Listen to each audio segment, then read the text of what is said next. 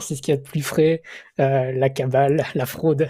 Ouais, on va discuter de tout ça. On va essayer de se faire un petit récap de ce qui s'est passé. Hop, je vais pouvoir partager mon écran. Ouais, je le mets. Tac, Je je te mets. C'est bon. remercie. C'est bon. Impeccable. Alors, j'ai Régale. mes petites notes de ce côté-là. Donc, les agents IA, vous savez que c'est ce qui a le plus de momentum en ce moment, que c'est ce qui a de plus suivi, c'est ce que les gens avaient en tête le plus régulièrement. Et on a eu donc un projet qui a été qui a été créé par 3 personnes qui sont grosso modo des têtes pensantes du mouvement Agent IA, en tout cas qui ont été au cœur de la hype et qui sont ceux qui avancent le plus et qui essaient de faire découvrir le plus de choses dans ce sens-là. Donc on a eJazz, CryptoPunk 7213 sur Twitter, qui fait notamment des émissions sur Bankless.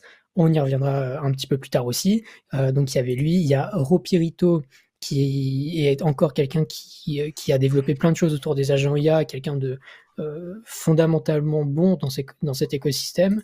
Et enfin, quelqu'un que je connais un peu moins, qui est Marcus 9X, qui a énormément avancé dans plein de sujets, etc.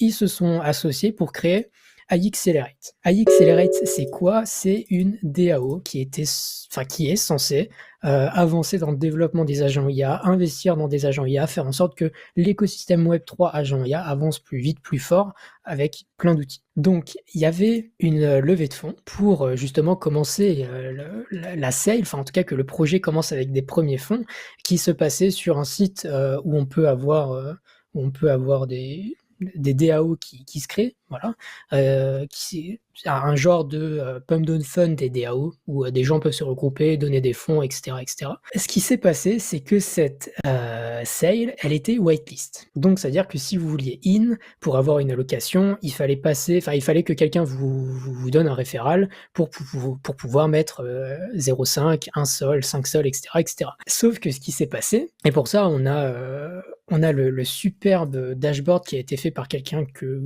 qui a été ultra réactif, que je ne connais pas outre mesure à part pour ce dashboard qui s'appelle 0x Ultra, qui a fait en fait un dashboard où on voit les gens qui ont pu participer.